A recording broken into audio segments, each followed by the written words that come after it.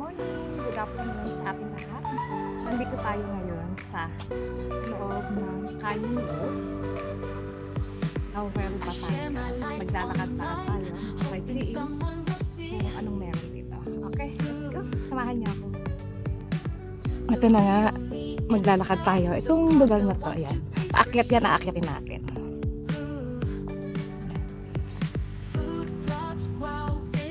Mataas siya eh. Tignan niyo. Sobrang taas. Ayan. Akyatin natin.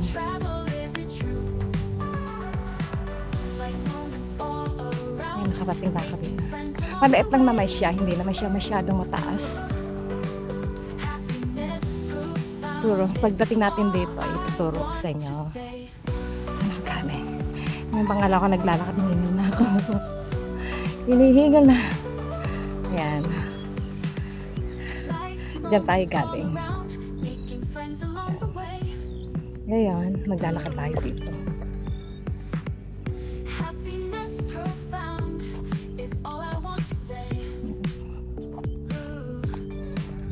Yung mga view dito. View ng tagal. Panoramic.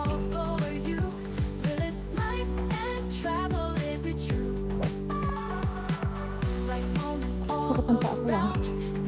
Palit ako ng sapatos.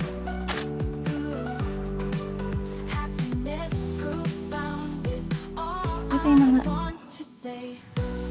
daan. Kalsada.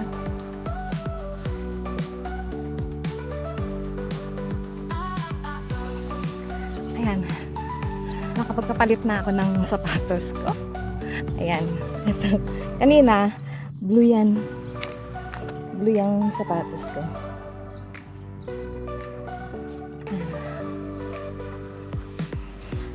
Ipapakita ko sa inyo. Ito ay dating clubhouse dito yan.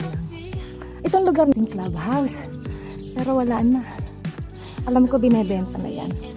Nagmukha na siyang wanted house. Clubhouse wanted house. Siguro may momo dyan. Ayan. Ano na. Nakatakot na. Sayang. Ang laki na ito dati.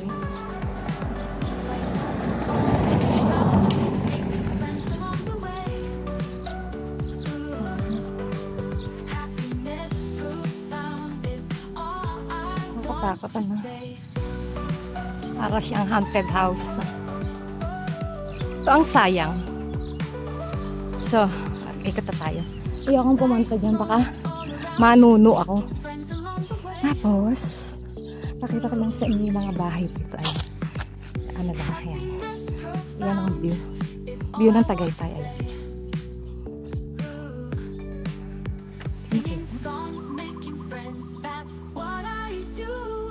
Yan ang view ng Tagaytay.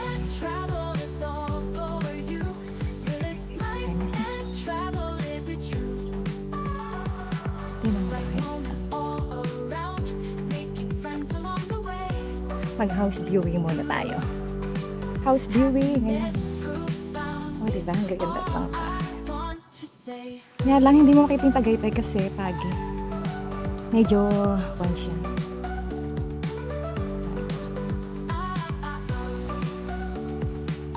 Nakadali tayo. Maganda rin itong bahay na ito. Itong bahay na ito maganda rin. Hindi ko masyadong yan. Ayan. Mapagalitan tayo. Ito yung part na ng ano. Battery ng clubhouse. Pero wala ano. Iikot lang ako. Para makarating ako dun sa baba. Masyado nang matarik.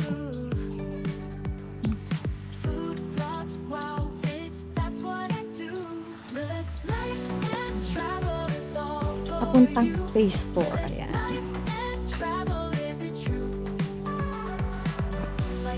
Roundabout.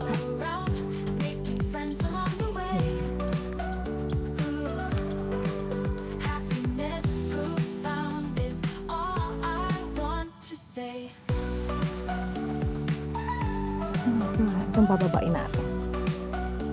Ito bababa tayo. Ayan. Makikita niyo to? Yan ang bababain natin. Bababa tayo dyan. Nagdadakad lang tayo. Wala tayong dalang sasakyan.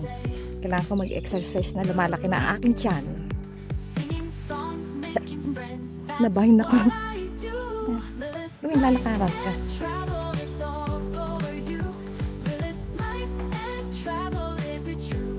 Naglalakad lang tayo.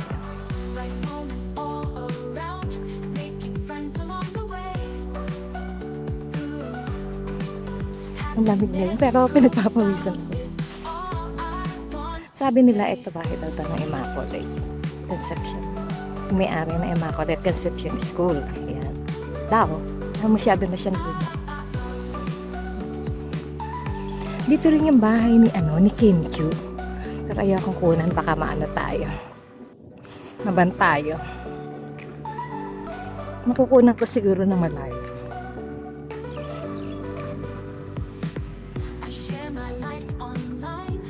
Nakadahan-dahan lang tayo kasi baka dos-dos umano tayo sa baba, gumulong.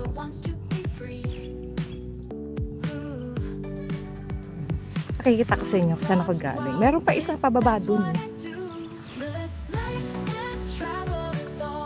Anong oras ba ngayon? 8 o'clock. Pagkatapos ni Cavite niya, ayan, nag-ano ko, nag-vlog na ako.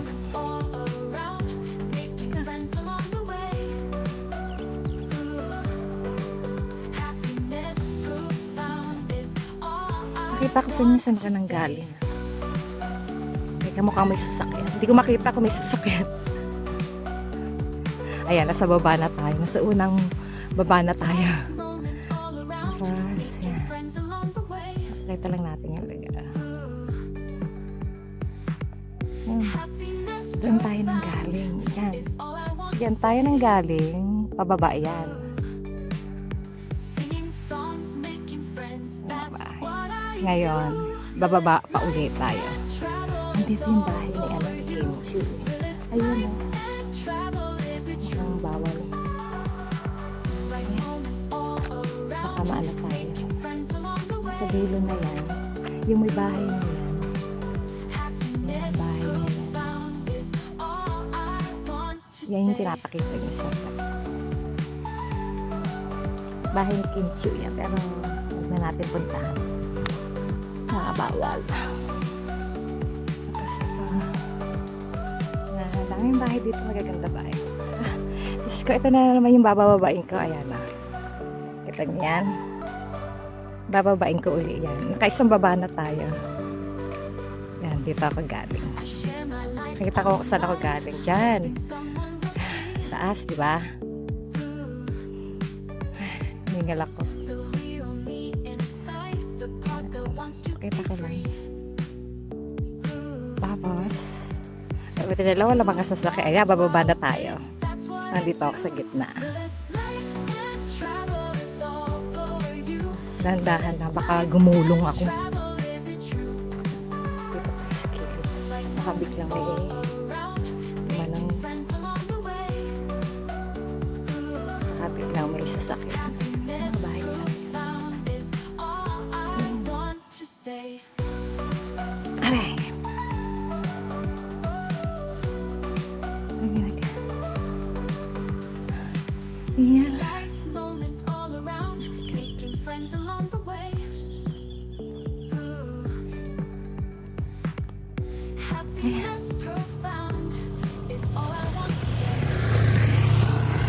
Dumang ito.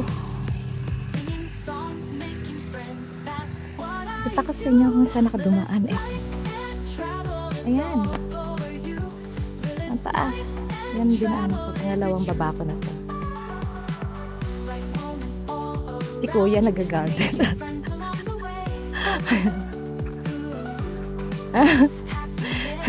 Nilakad ko.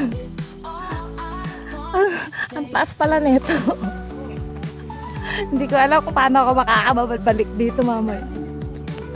Dito. Hindi, magpunta sa kaibigan ko eh. Idawding.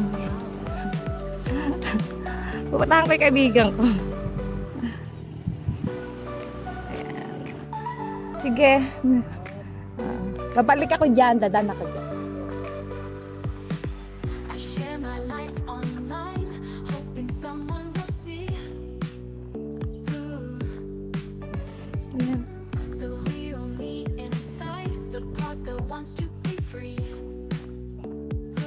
Wala mga tao. Puro caretaker ang nandito. May isa pa ditong artista na nakatira. Piolo yata. Sabi, hindi ko pa naman nakikita siya dito.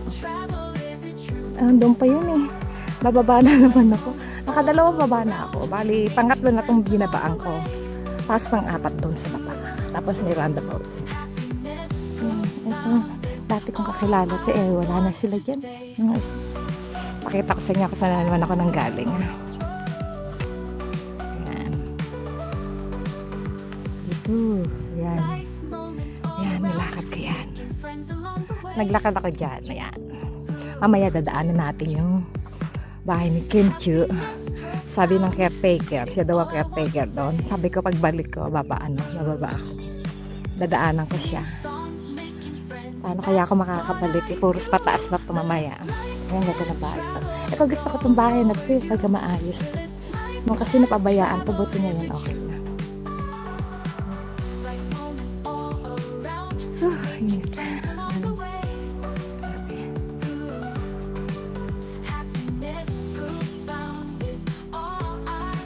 Ayan.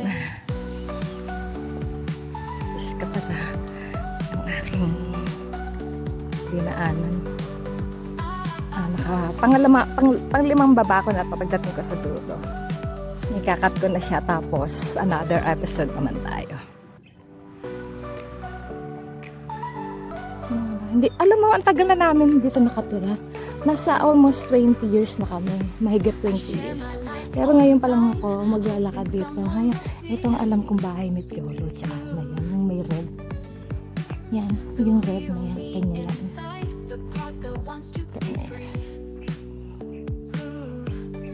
Ay, init.